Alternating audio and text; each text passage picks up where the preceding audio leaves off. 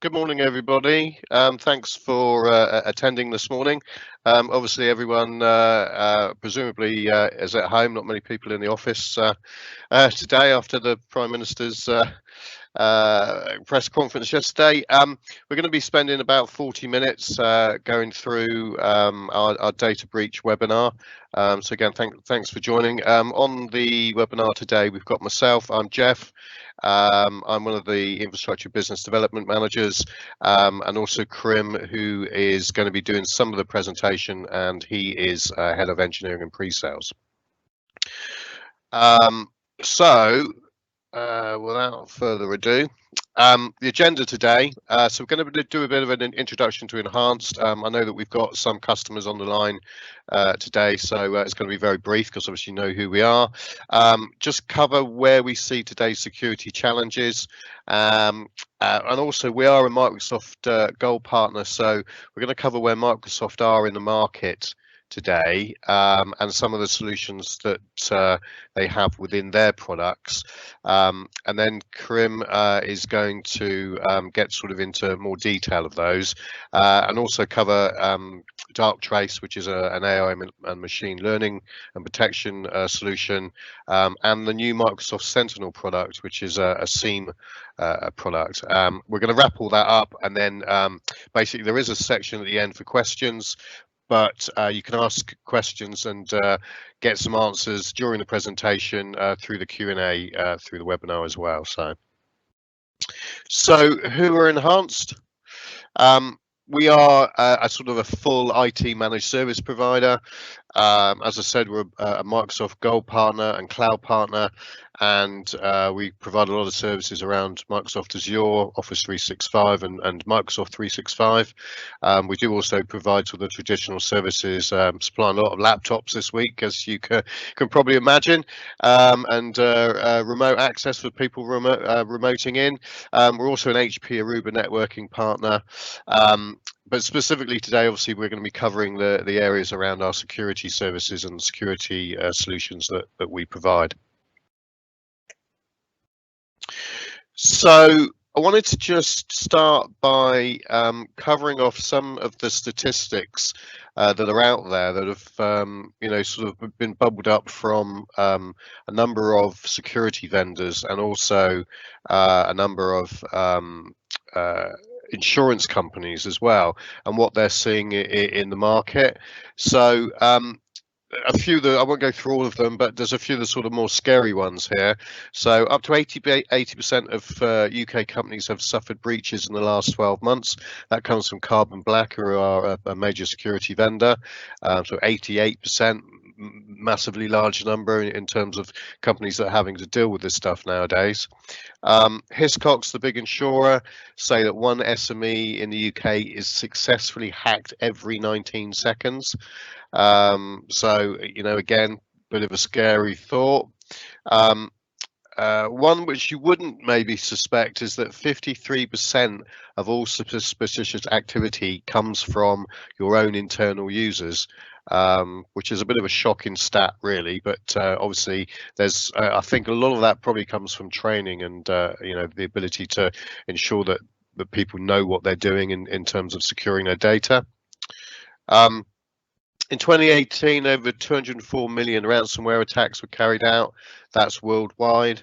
I don't know anyone that hasn't seen or been affected by a ransomware attack. So again, and these becoming more prevalent.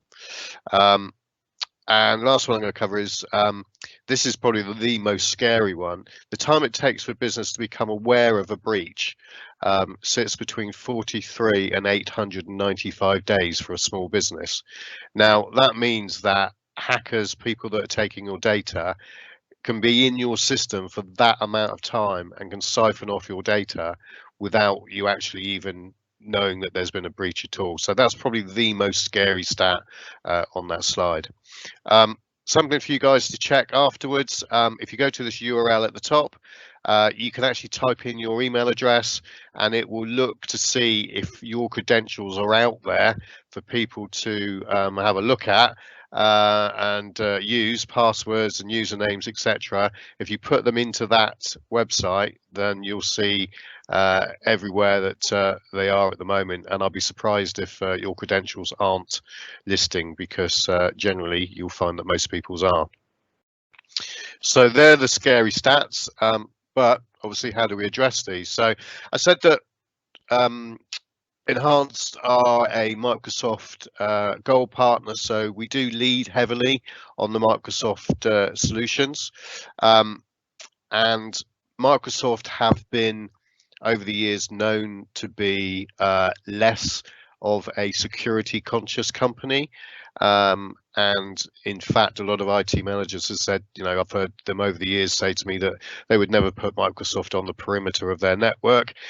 That's now completely changed, absolutely completely changed, and Microsoft are now up in the top right hand corner of the Gartner quadrants for being a market leader in security and also an innovator. And one of the main reasons for this, well, a couple of reasons really, is that they obviously have all moved to cloud.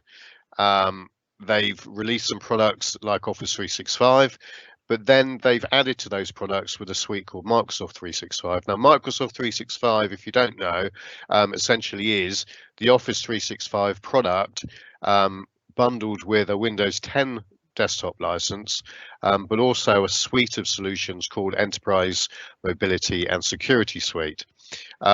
So essentially, this is one subscription that gets you all this, and by signing up for a Microsoft 365 account on top of your, or moving from your Office 365 account, gets you quite a fair way down the path for addressing some of the concerns that were in the last slide. Microsoft have also been quite clever in the market in terms of taking what they've done in terms of their enterprise security products and bundling them into the SME products. So you can buy Microsoft 365 business editions, and they're for up to 300 users, and essentially you get everything that you get in their enterprise class products as well. So why have Microsoft gone from pretty much being nowhere in the security market to being the leaders, really, in terms of, as I said, leaders and innovators? Well, they have this this solution, this ethos called the Microsoft Intelligent Security Graph. Now, if you think about it, Microsoft solutions and technologies are out there all over the world, and Microsoft have access into the data that's being supplied by those. So they're using that data. In fact, they have more touch points in the IT world than any other vendor does. So they're actually seeing, they're covering more of a service area than any other vendor, and seeing more threats, more successful threats, more threats that have been stopped than any other vendor in the market. So some examples here. So 400 billion emails get analyzed by Outlook.com and Office 365 email services every month. 1.2 billion devices are updated by Microsoft every month. And in fact, over 90% of the Fortune 500 companies are now relying on Microsoft security products as their sort of main defense.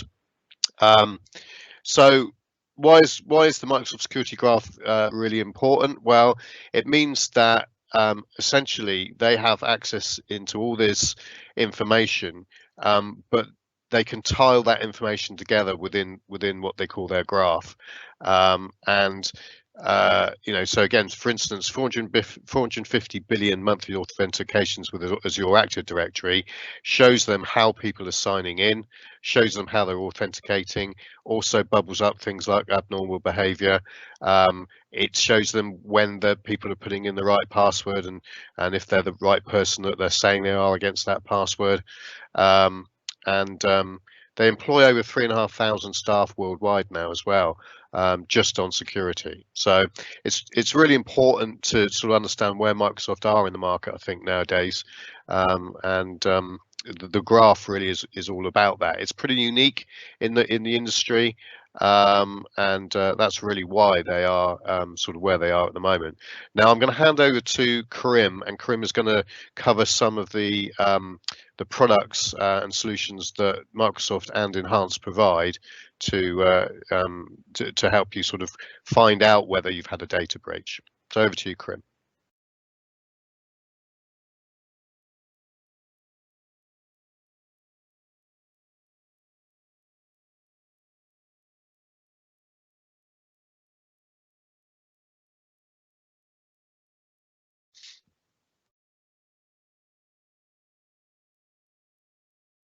Karim, I think you're on mute.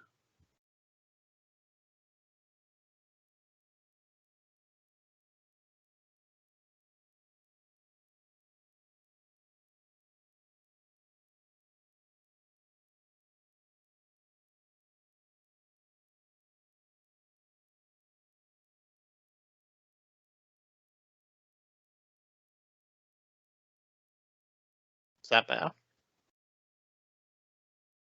Yeah, that's better. There you go. Nothing like a bit of technical problems. So essentially, what I'm going to start talking about is breach detection, and what it is and why it's important to a business. So a breach detection solution should really form an essential part of your cybersecurity posture.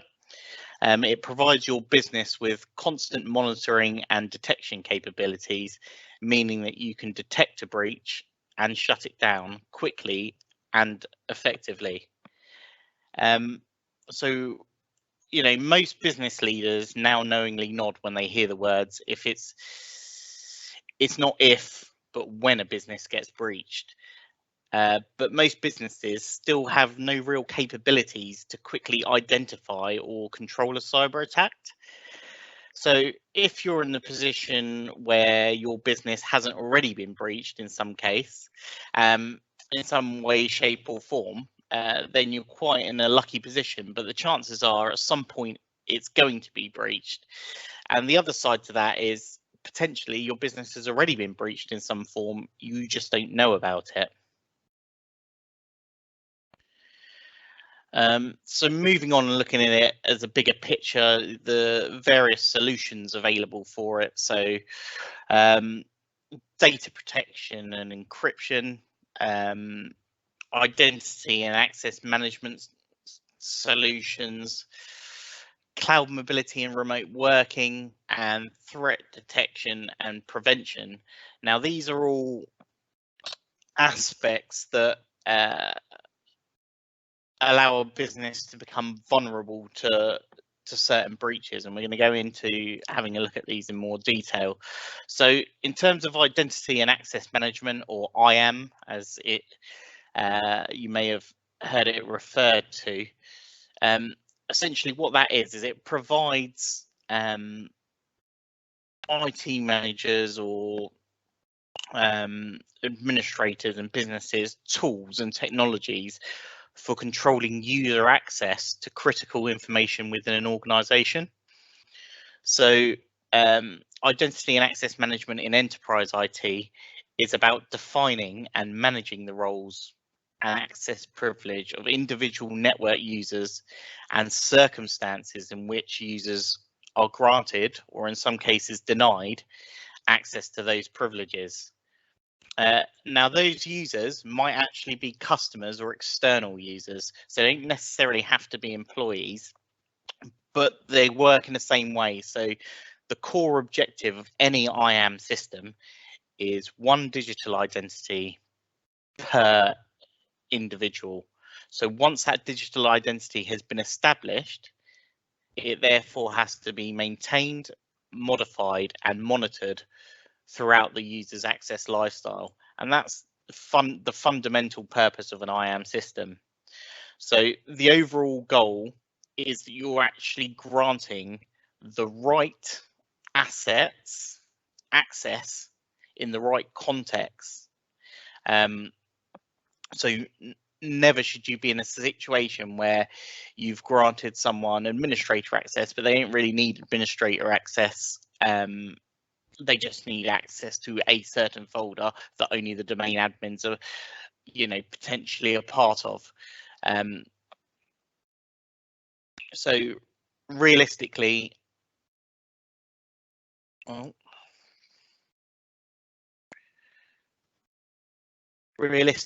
identity management is critical to form a business's enterprise security plan, as it's linked to the security and productivity of organizations in today's digitally enabled economy.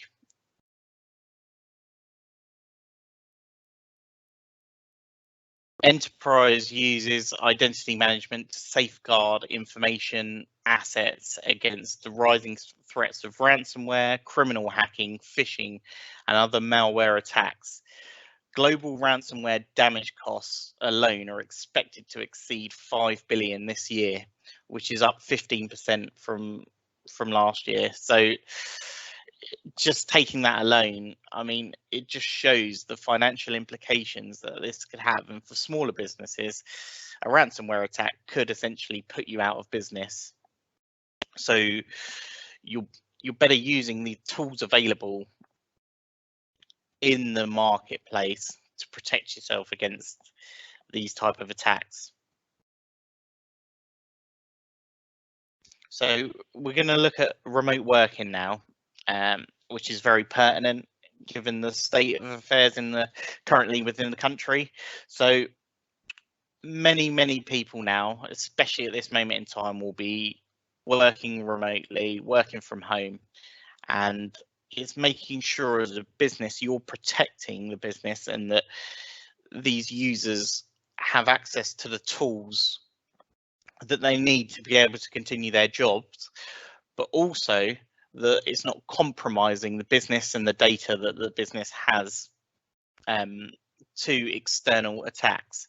So, for example, when people are working remotely, if they're using an unsecured Wi-Fi network, most workers will be working out of their home where they can secure their Wi-Fi, so that's not a problem.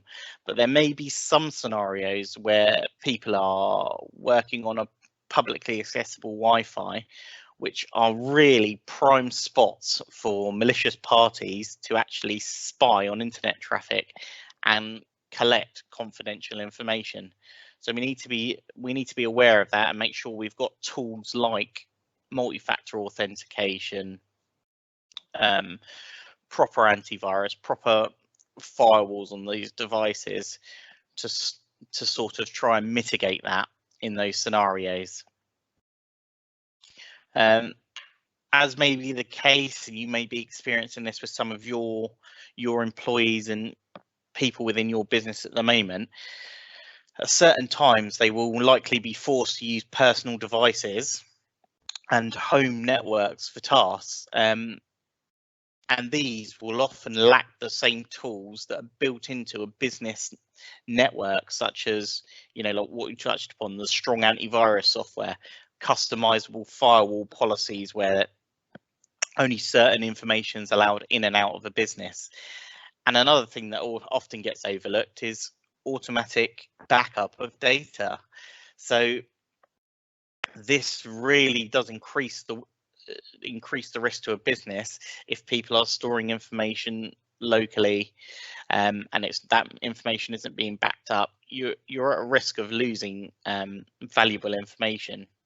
There's been an uptake and an increase in actual scammers targeting remote workers for a lot of these factors, because they see them as the vulnerable part of infiltrating a network, essentially.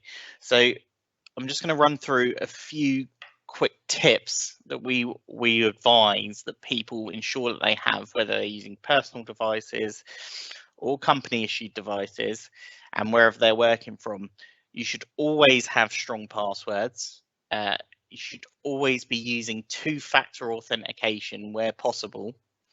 The use of a VPN should always be employed, so you shouldn't be accessing anything publicly over inside your network over a public IP address. Setting up the local, going as far as set up the Windows firewall or your antivirus firewall on your machine will go some way to securing it. Making sure your home router is secure, so that you've changed the Wi-Fi password from the one that it was shipped out with and made it a more secure one. Making sure that if you are storing anything locally, you're backing that data up. Making sure that any sort of remote desktop tools that you're using are verified and certified. So that would be like using the remote desktop client from the Microsoft Store, for example. That's verified, that's certified, that's a Microsoft product. You know that there's going to be no way that can be breached. Looking out for phishing emails and sites. And where possible, using encrypted communications. So if you're talking about business, using a program like Teams is fine because all the communications are encrypted. But using something less secure, like another messaging platform, the communications may not be encrypted. So again, that's a vulnerability. And the other thing to ensure is that when you move away from your device, even if it's just to pop into the other room to make a cup of tea, you lock your device and you don't leave it. Anytime it's unattended, you always make sure that it's locked. So the next step, above and beyond some of those measures, are going passwordless. Now that might sound quite counterintuitive, but what we actually mean by that is we mean it's an extended layer above and beyond that, where you're securing access into your data, your business systems, your devices with a hardware security token. So as the world evolves and as we become more dependent on online platforms for social and professional purposes, it's growing increasingly important that we embrace online stronger security measures. One of the most important steps you can take to secure your online services is setting up two-factor authentication. Now, many of you will know what this is. You probably use it regularly, even if you have a Gmail account, for example, and you try and access your personal emails on another device. It will often ask you to open up the app on your phone and approve that. That is two-factor authentication. So 2FA, as it's commonly referred to, comes in many methods. Some methods actually provide you with a code and it will text that code through to your phone. But that is vulnerability, because essentially, as it's just code in transit, it is still susceptible to a breach and a scammer or a hacker picking up that information. So it doesn't really matter at that point how strong your password is or what level of code-based authentication a website or online service is using. The codes that are sent in that text message can be compromised from afar if the person is skilled enough. So the best way to set up two-factor authentication is to use it on a secure app where you generate those codes and they last for a period of time before they expire, or to carry a piece of hardware like YubiKey that can verify your identity. So YubiKey is like similar other hardware token devices. However, they've recently become the leader in the field. They've implemented a new security protocol that's painted into them, which is the FIDO2 protocol. And this is just acts as a USB key that plugs into your computer, and some of them you can actually connect to your phone. And and you can use them either in place of a password or alongside a password to authenticate logins. So the best way to think of it is as a physical key that instead of it is unlocking a door, it actually unlocks your online life. And that's the way they position themselves. So the premise being that a hacker might find a way to snoop on your passwords or intercept a 6-digit 2FA code while it's being sent to your phone, but they are going to be pretty hard pressed to be able to snatch an actual key off of a keychain, so to speak. So data protection and encryption. So I'm going to focus on here, as Jeff was talking about earlier, a lot of the advances that Microsoft have made. So within Office 365 and now Microsoft 365 suites, there's a lot of features that you can take advantage from a security point of view that really will revolutionize the way in which your business manages its data. So if we start with Microsoft Azure Information Protection, or AIP, essentially it enables you to create data loss prevention policies, classify and protect your documents across your applications and emails. So what some of the key features of this is that it automatically encrypts emails and documents at the point of creation. It automatically determines level of security based on content. So for example, if you had a document that had some credit card or bank information in it, you could have a policy that automatically detects that information and classifies it as marks it as a finance document to only be edited or viewed by the finance team, for example. So it's really intuitive, really clever bit of software. It can scan and apply policies retrospectively to all legacy documents. So we talked about it at the point of creation. Well, actually, if you've got, I don't know, 500 gigs worth of file data already, you can apply the same policies to new documents as you would to your existing documents, because it can retrospectively look at them and interrogate that information and adjust it based on your policies. It's a continually evolving piece of platform. So something you might have heard of is AI, artificial intelligence and machine learning. Well, Azure Information Protection aims to build upon this. So what it actually does is it will look for unusual documents or unusual email activity and provide administrators or key members of staff alerts in the form of email based upon that to let you know that there's something not quite right based on the policies that you've configured. So essentially it's giving you real-time intelligence on your emails and your documents. The other thing you can do, as with many filing systems, is you can control, revoke and set expiry dates on documents, but they've gone a step further and actually allowed you to do this on emails too. So it doesn't mean that you have to retain everything in emails, because a lot of the time, whilst you can archive off documents and set them to be end of life, that information may be in an email. You may have sent that document out in an email, so it can actually strip that out as well if possible, if needed, sorry. And the changes you can make globally from the admin center that some of you may or may not be familiar with. And you can make these changes globally. You can roll them out to your entire organization, and you can be sure that any changes that you make fully meet the GDPR requirements for privacy and security.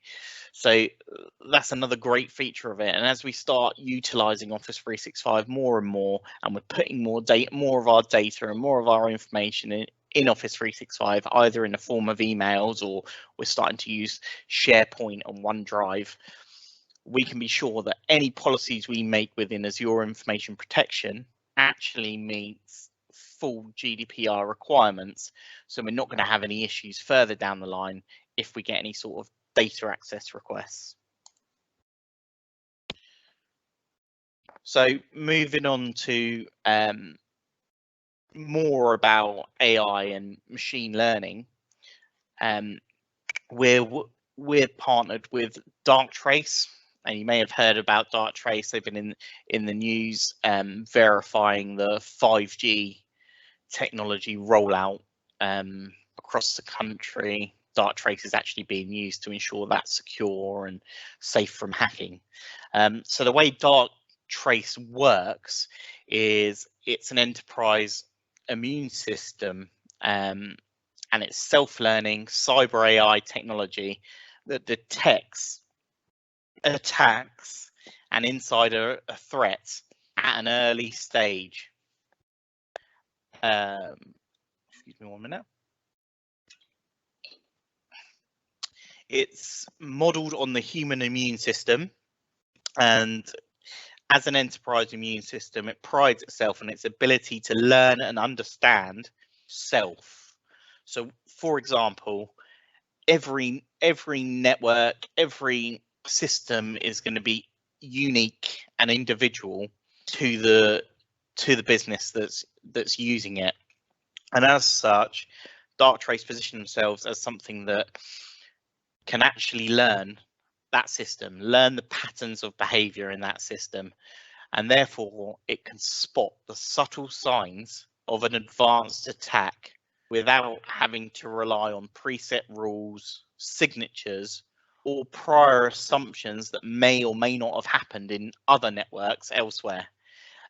So it's really clever, and it's really heavily built upon that artificial intelligence and machine learning ethos that you'll see what is the way a lot of applications and a lot of technologies are moving towards, because this is real-time access to information that allows for, up to the second protection and security.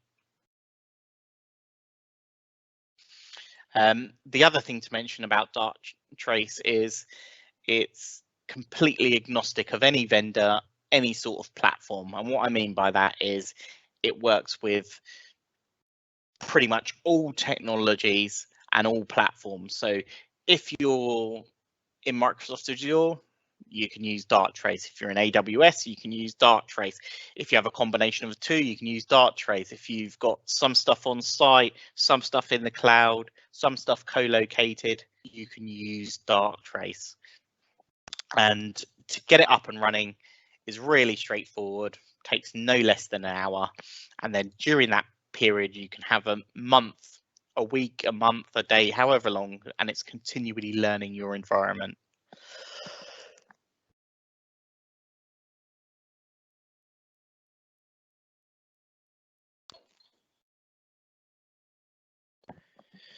So moving on to Azure Sentinel. So Azure Sentinel is a SIEM product. It's security information event management, and it's a SOAR product, which is security orchestration automated response. And this is a system, and it's built in Microsoft Azure. And so the best way to look at it is it's like your big brother looking over everything that happens within your environment, flagging real security threats and alerts, and automatically responding by quarantining, blocking, or escalating.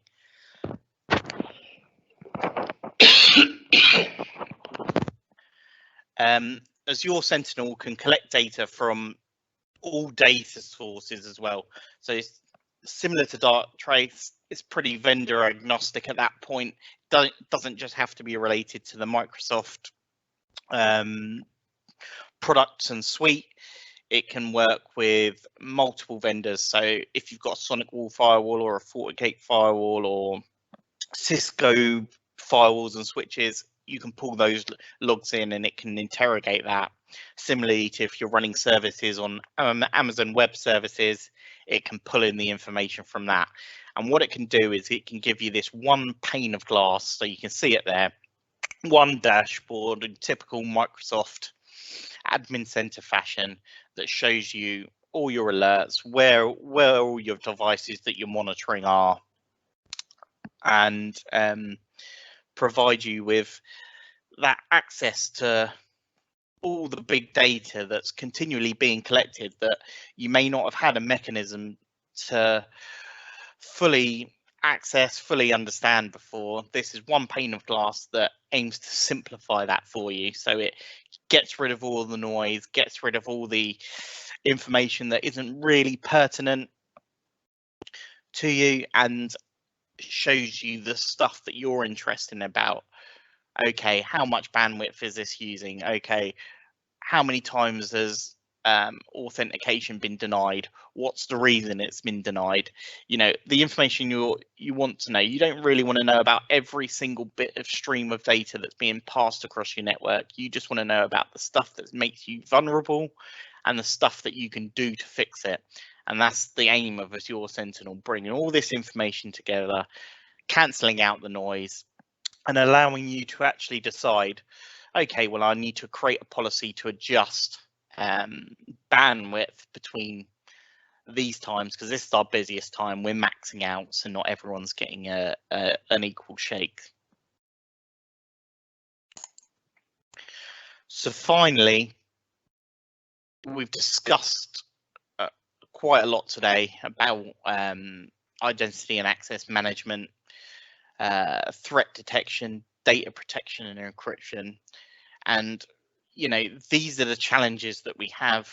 And here is an example of some of the solutions that we can use for it. So if we take data protection and encryption, for example, you could look at using Office or Microsoft 365, and in particularly the EMNS side of it. Or again, Azure Information Protection.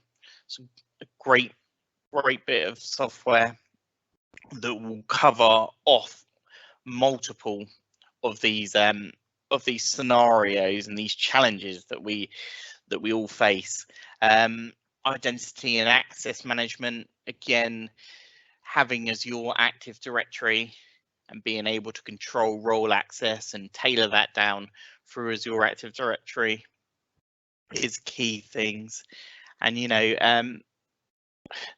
the main thing that a business often overgets looked is you want to show your customers that you take IT security seriously. And to do that, you know, you want to be looking at some sort of Cyber Essentials accreditations. Now, there's multiple tiers to that. And we can help you and work with your business to help you achieve whichever tier that you know we think is sufficient for you. But that goes a long way to showing the people that, you know, are accessing your systems, using your services, that you are taking IT security very seriously. So that about wraps up everything that I had for today. So I'll hand back over to Jeff, who will close us out. Thank you. Thanks, Karim. So during the presentation, there's been you've had the option there on the questions and answers to ask any questions. Obviously, if you do have any questions at this point, then please type them into the Q&A, and we can get the guys to answer those. Hopefully it's been useful for you guys today. Also, don't forget that I don't know if you hopefully saw the videos at the beginning. Darktrace provide a 30-day proof of value, where essentially we can install the product and leave it running for 30 days in your environment, and it will you know, find out everything that it can about your environment and create a report from that. Karim's obviously covered the SIEM product from Microsoft. Obviously, we can get pricing for that. for you. All you need to do is contact sales@enhanced.co.uk or give us a call. The Microsoft 365 products, if you're on Office 365 at the moment, you can move to Microsoft 365. The Microsoft 365 subscriptions, the business subscription, so up to 300 users, is £15.10 per user per month.